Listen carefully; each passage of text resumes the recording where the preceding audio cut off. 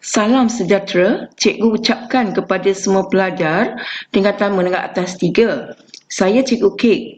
Bertemu kita sekali lagi dalam kelas muda untuk pembelajaran kali ini yang ingin cikgu sampaikan satu pengajaran yang berrelevan dengan petikan unit yang ke-6, iaitu Pertubuhan Bangsa-Bangsa Bersatu ataupun singkatannya PBB dan Kedamaian Dunia.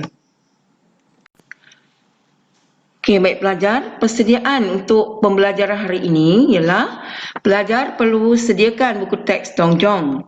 Sebab petikan ini terdapat dalam kesurat 134 hingga 139.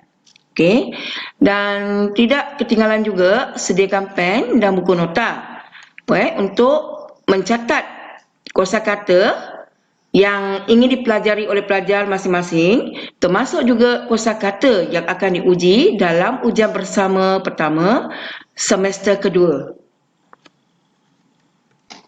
Skop penerangan cikgu pada kali ini tertumpu kepada 7 bahagian, iaitu sejarah penubuhan bangsa-bangsa bersatu, matlamat penubuhan bangsa-bangsa bersatu, Badan Induk PBB, peranan yang dipermainkan oleh Organisasi Kesihatan Sedunia, peranan Pertubuhan Pendidikan Sains dan Kebudayaan, peranan tabung pendidikan kanak-kanak, dan yang terakhir sekali, cikgu akan membuat kesimpulan. Cikgu akan membuat penerangan untuk setiap perangan. Jadi untuk memudahkan pelajar memahami isi kandungan ketika cikgu sedang memberikan penerangan, jadi cikgu minta pelajar mencatatkan bilangan untuk setiap perangan dalam petikan ini seperti apa yang ditunjukkan Ini ialah perangan pertama. Dan untuk perangan kedua terletak di sini. Perangan ketiga sehubungan dengan matlamat perubahan PBB. Dan berikutnya perangan keempat, 5, 6, 7. 7 ialah kesimpulan untuk perangan petikan ini. Okey, para pelajar, sekarang cikgu mulakan penerangan tentang isi kandungan. Jadi para pelajar pasanglah telinga Sebelum PBB, iaitu Pertubuhan Bangsa-Bangsa Bersatu ni ditubuhkan, ia lebih dikenali sebagai Liga Bangsa-Bangsa ataupun dalam bahasa Inggerisnya ialah League of Nations. Okey. Disebabkan League of Nations, iaitu Liga Bangsa-Bangsa Bersatu, ia gagal menghalang cetusan Perang Dunia Kedua. Jadi Amerika negara Amerika Syarikat, United Kingdom, China, Kesatuan Soviet dan Perancis merasakan ataupun memikirkan bahawa PBB perlu ditubuhkan untuk menggantikan peranan yang dipermainkan oleh Liga. Pendek kata, sebelum tertubuhnya Pertubuhan Bangsa-Bangsa Bersatu, ia lebih dikenali sebagai Liga Bangsa-Bangsa, iaitu League of Nations. Oleh itu, Pertubuhan Bangsa-Bangsa Bersatu mulai ditubuhkan secara rasmi pada 24 Oktober 1945 di San Francisco, California, iaitu di Amerika Syarikat Keahliannya iaitu membership terbuka kepada semua negara di seluruh dunia. Ketika itu kan dia dianggotai oleh 51 buah negara. Setakat ini anggota negaranya telah semakin bertambah. Hampir 190 lebih. Berdasarkan bilangan yang dapat kita baca dalam artikel-artikel yang tertentu. Perhimpunan Agung yang pertama diadakan di London pada 10 hari bulan Januari tahun 1946. Manakala ibu pejabat PBB terletak di New York.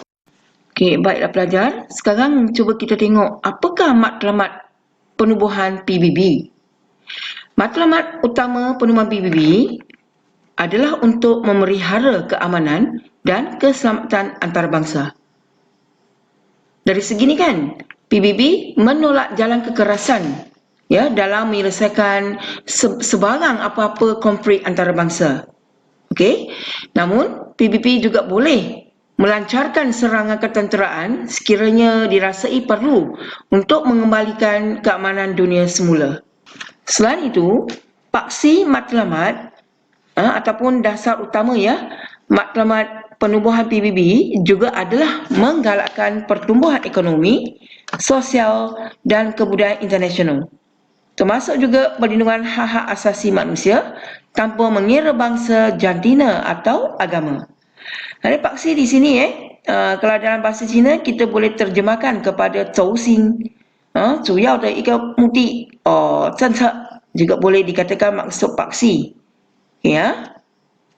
Okey, baik pelajar. Dalam perengan yang ketiga ni, Badan Induk Penubuhan Pertubuhan Bangsa-Bangsa Bersatu dibahagikan kepada dua bahagian, iaitu Perhimpunan Agung dan Majlis Keselamatan.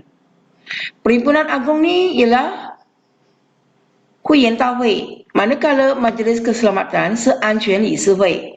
Jadi kedua-dua ni cikgu cuba membuat dua chapter di sini ya.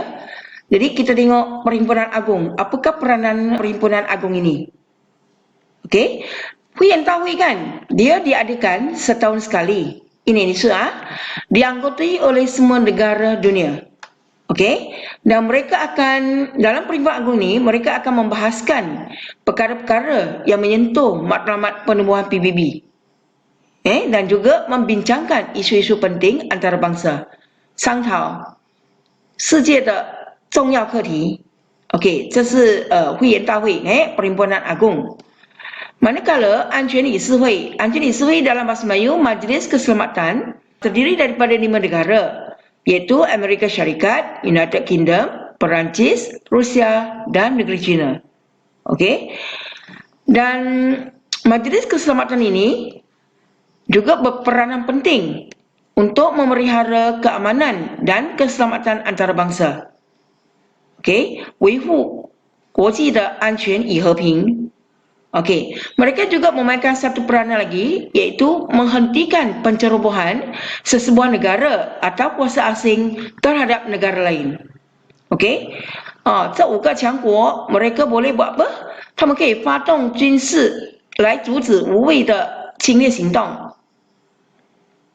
Jadi inilah peranan yang dipermainkan oleh Majlis Keselamatan.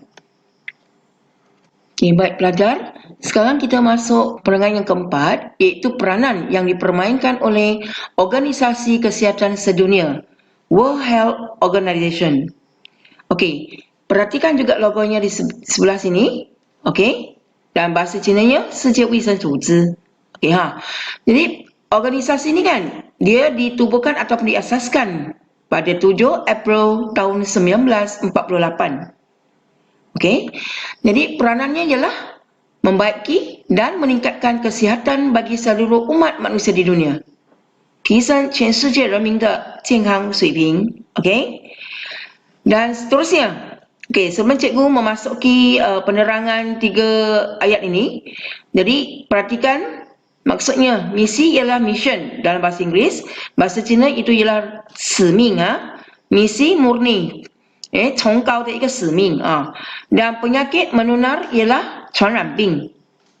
Cikgu ulangi sekali, misi 使命 menular 是传染病症 传染病. Dan vaksin sama juga kata ni berasal daripada bahasa Inggeris, vaksin dalam bahasa Cina ialah 疫苗. Okey, jadi cikgu mulakan penerangan. Okey, misi murni Organisasi Kesihatan Sedunia ialah berusaha membanteras penyakit menular seperti dalam bahasa Inggeris Severe Acute Respiratory Syndrome. Okey, ataupun dalam bahasa Cina ialah 严重急性呼吸综合症. Okey SARS, sindrom kurang daya tahan penyakit, AIDS, 艾滋病, batu kering, di sini ialah 肺痨病, cacar, 天花 dan malaria, 疟疾. Okey. Pihak ini juga berusaha menjalankan pelbagai kajian tentang penghasilan vaksin dan ubat farmasi. Nak sekarang ni kan, seluruh dunia sekarang ni kan tengah menghadapi masalah serangan penyakit COVID-19. Jadi, peranan Organisasi Kesihatan Sedunia ni sekarang tengah giat menjalankan kajian tentang penghasilan vaksin untuk mencegah penyakit COVID-19 ini. Ni mengambil masa lah. Kalau menurut kajian para ahli sains, jadi memakan masa ataupun mengambil tempoh selama 12 bulan ke atas untuk penghasilan sesuatu vaksin terhadap penyakit, terhadap serangan penyakit. Okey, dan peranan Organisasi Kesihatan Sedunia juga ialah menaja zizu juga boleh, menaja kempen menggalakkan pemakanan buah-buahan dan sayur-sayuran serta kempen anti rokok. Jadi kesemua ni adalah peranan yang dipermainkan oleh Organisasi Kesihatan Sedunia. Baiklah pelajar, sekarang kita tengok isi kandungan yang kelima, iaitu peranan Pertubuhan Pendidikan Sains dan Kebudayaan PBB. Jadi logonya sedemikian. UNESCO. Okey, kalau ikut dalam bahasa Inggeris, UNESCO itu ialah United Nations Educational, Scientific and Cultural Organization. Singkatannya UNESCO. Dalam bahasa Cina ialah 联合国教科文组织. Okey, dan pertubuhan ini diasaskan ataupun ditubuhkan pada tahun 1945 dan berpusat di Paris.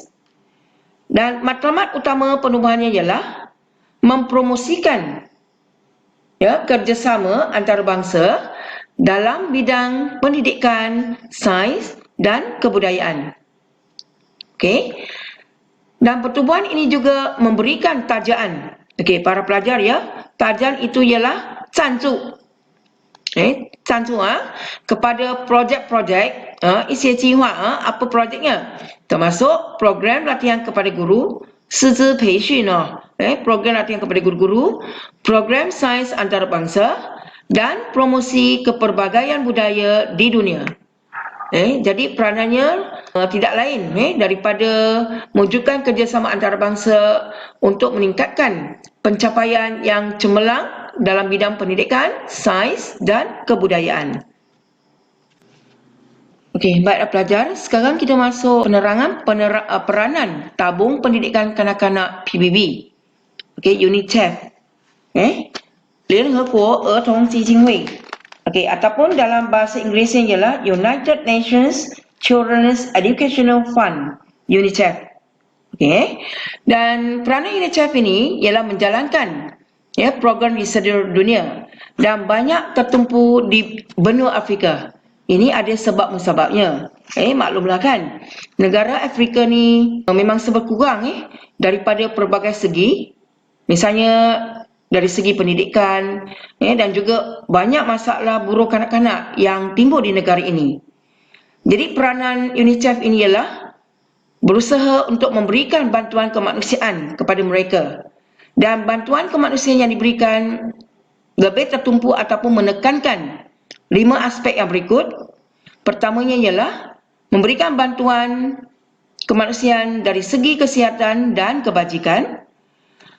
Kehidupan, yang keduanya kehidupan dan perkembangan. Dan yang ketiga ialah pendidikan asas dan kesamaan jantina. Okey, aspek yang keempat ialah memberikan perlindungan kepada kanak-kanak daripada keganasan, eksploitasi dan penderaan. Terakhir sekali ialah usaha untuk mencegah penyakit AIDS. Okey. Okey. Jadi sedia maklumlah, disebabkan begitu banyak sumbangan dan jasa yang tidak terhingga yang dihulurkan oleh UNICEF terhadap kanak-kanak di seluruh dunia, maka jasa baiknya telah diiktiraf dan dianugerahi hadiah Nobel pada tahun 1965. Kuota Nobel奖. Okey, baiklah pelajar Jadi semua agensi di bawah naungan PBB seperti yang telah cikgu terangkan tadi, sememangnya mereka telah banyak menghulurkan bantuan dan juga menyumbangkan bakti dan jasa yang begitu banyak terhadap kebajikan semua umat manusia di dunia ini. Sebagai warga dunia, kita sememangnya wajib memberikan sokongan moral dan padu terhadap program-program yang dianjurkan oleh PBB.